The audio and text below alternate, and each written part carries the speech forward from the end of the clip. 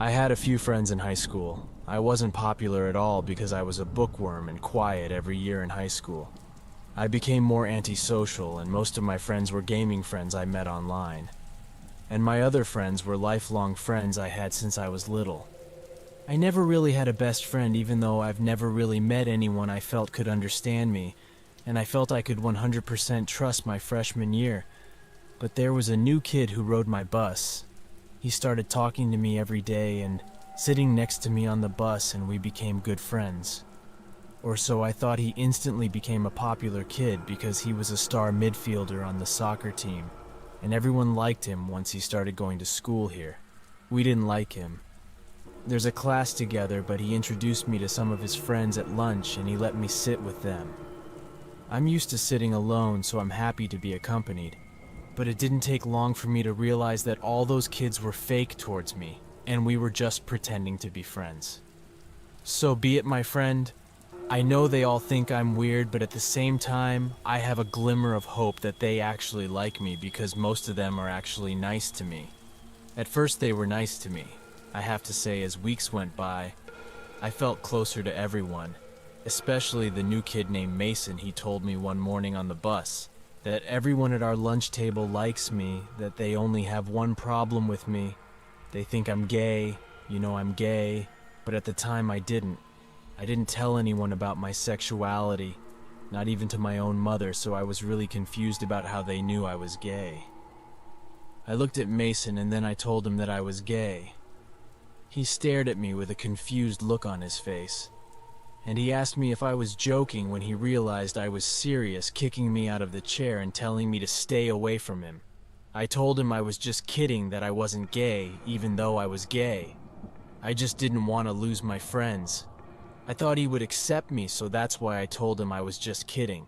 He told me to stay away from him again, and told me that if I tried to talk to him again, then he would make my life hell. He told everyone at the lunch table the same day about what happened, and I wasn't allowed to sit with him anymore. I noticed him staring at me repeatedly that day at lunch, and they clearly teased me. It really made me upset. But I didn't do anything because I thought there was nothing I could do. I just accepted the situation I experienced afterwards. School, when I got home, I tried to forget what happened now. It's the weekend, and I don't want to suffer because away from school is the only time I'm happy. So I don't want to lose my only true friend. At the time he texted me that night and asked me if I wanted to go to the movies. I said yes, and I was excited because I could leave the house when we got there. I saw Mason there and some of his friends from the launch table as well as I walked in. They all looked at me and whispered, clearly making jokes about me or something. I just walked past them, and I tried not to care. I waved friendly at them though, because awkward I didn't either. I don't want my friend Brandon to think that way, bullied when we go inside. I gave Brandon some money and asked him if he could get our tickets and whatever snacks he wanted while I quickly used the bathroom. When I finished using the restroom and flushed the toilet, I heard some people in the bathroom below them breathing. Then suddenly, "Hey weirdo, why don't you open the stall door so we can talk for a while?" I realized that Mason was threatening me and started counting down from 3 and telling me if I didn't get out of this stall in 3 counts, I'd be in a lot worse, so I opened the door. And as soon as I did, he immediately punched me in the face and I took a few more blows from his friends. Then I fell to the ground and hit my head on the toilet and landed in a puddle of urine. Then one of the kids took his drink and spilled it all over my body. Then they left after kicking my stomach a few times and threatening me by saying if I ever told on them that next time I wouldn't be able to walk. They left the bathroom and I got up. I calmed myself down and I found Brendan. We went to the car and I took off my clothes and he gave me a dry shirt I could wear. I told him what happened and I made him promise not to tell anyone, and as far as I know. He kept his promise. He went back in and watched our movie, and then Brendan drove me back home. I never told anyone about what happened to me except Brendan, even my parents. My parents didn't know I was jumped, but they didn't know who did it. I figured it was no use telling them, so I didn't do it. Those kids didn't really bother me for the rest of the year. I often saw them pointing at me and mocking me, but it wasn't as bad as the brutal beating they gave me that day. It's been years since all this, and Mason actually reached out to me and apologized.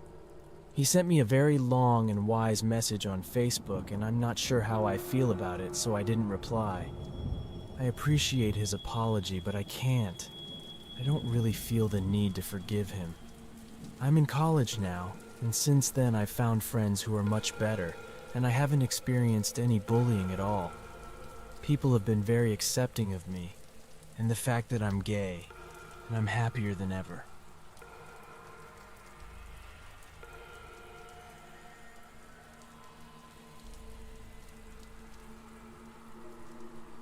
This story happened 3 years ago. I went with my brother to watch a movie at the cinema that he wanted to see. I don't even remember the title. My brother was 11 years old at the time, and I was 17. So our parents instructed me to go with him to supervise. The theater was crowded when we arrived, so we chose the best seats we could get. My brother wanted to sit at the back, but unfortunately all the seats were taken, so we found ourselves sitting in the middle of the theater. I was okay with it, but my younger brother Carson was a little annoyed because we still had time before the movie started. So I thought it would cheer him up if we got some popcorn, and I bought him some candy. So off we went quickly, and we rushed to queue up to get snacks so we could return on time before the movie started. While we were in line, just before we reached the cashier, my younger brother mustered the courage to go because he was getting impatient with the line. I saw him looking at the TV and watching a trailer for a new movie. I thought he was clearly interested in the bathroom. I rolled my eyes for less than a minute when I told the cinema employee what we wanted for snacks. When I looked back, my brother was gone. My heart started pounding fast, but in my mind I thought he couldn't have gone too far. So I paid for our snacks very quickly, and I started looking for him. I ran down one of the aisles, and fortunately, I saw him before it was too late. He was holding hands with an older man about to exit the cinema through the emergency exit door. My heart started beating very fast, so much so that I thought it would burst out of my chest. I started feeling dizzy and lightheaded, but I calmed myself down because I wouldn't let anything happen to my brother. Not only was I responsible for him, but I also disappointed him by not paying enough attention to him and letting him go alone. It all happened so quickly, and I couldn't believe the situation I was in. I ran and chased after them and shouted at him very quickly as he was already older. What's strange is he didn't even try to resist me at all. He tried to cover it up by pretending that he was suffering from dementia or some serious mental illness. I could see right through his acting and that he was lying. There was no way he was suffering from dementia. My grandfather suffered from dementia, and I knew for sure he wouldn't force him to act like that. The man made my brother think he was a family member, and that our parents wanted him to take him home. I called the police, and the man left. I didn't think to get his license plate number or anything because I wasn't thinking clearly at all. I called my parents, and they instructed us to wait in the car with the doors locked and that my dad was calling the police. I kept calling my mom until they arrived there, and we all waited for the police together. The police showed up 10 minutes after my parents arrived, and we filed a report against him. Apparently the man did have enough mental health issues history, and he had records showing he was mentally unwell. I felt the police brushed it off and didn't even start an investigation because we haven't heard anything about the man since then.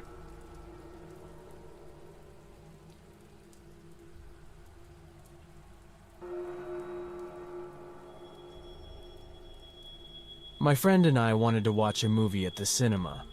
We didn't have any better plans, and we really wanted to get out of the house. There are only 2 cinemas in my area, although one of them is a 30-minute drive away, and the other, which is closer to us, is in a very bad area.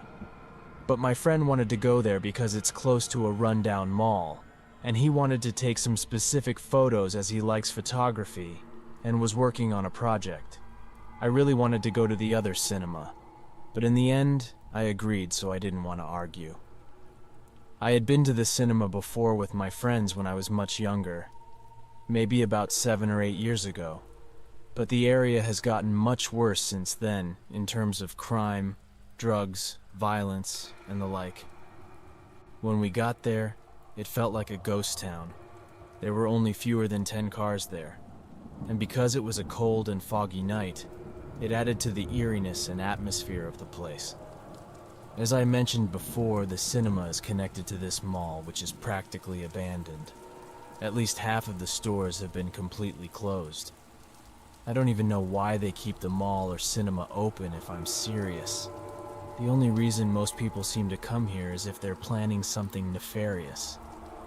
We wandered around the mall for a few minutes so that my friend Alex could take some quick photos.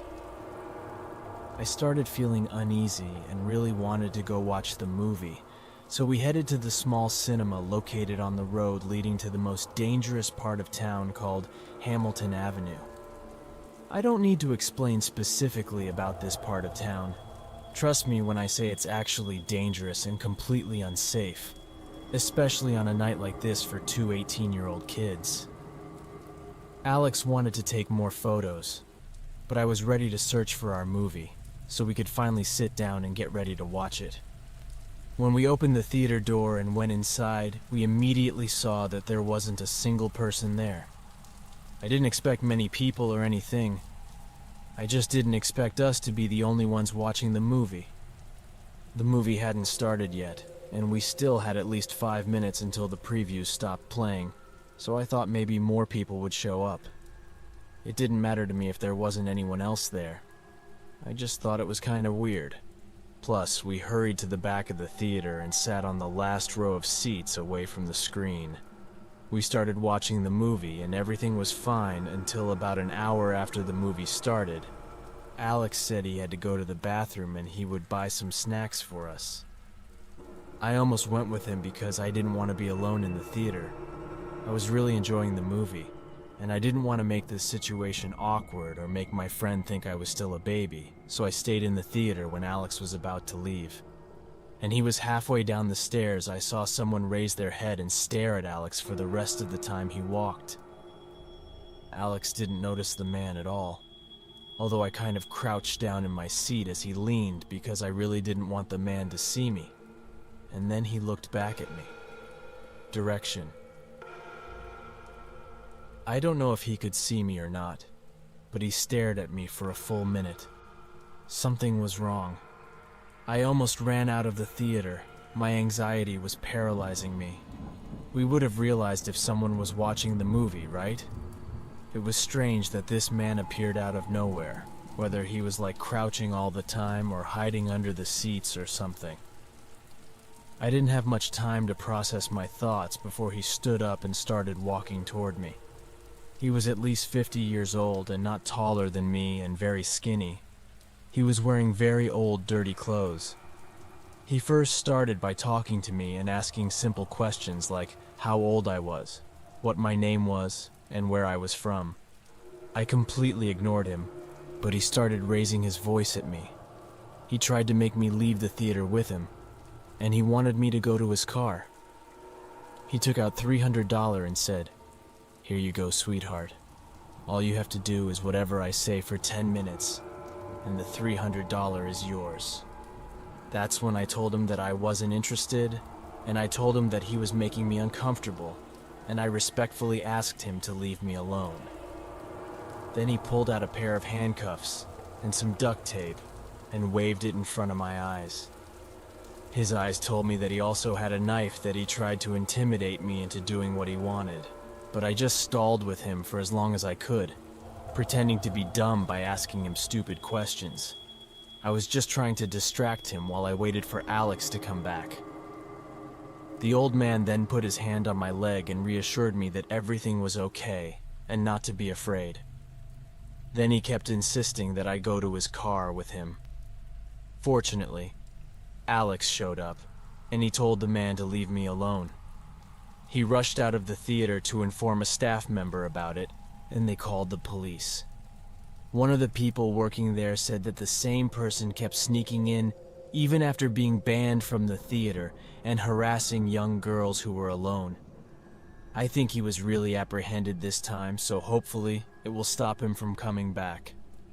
I don't know where he is now, and I don't want to wonder.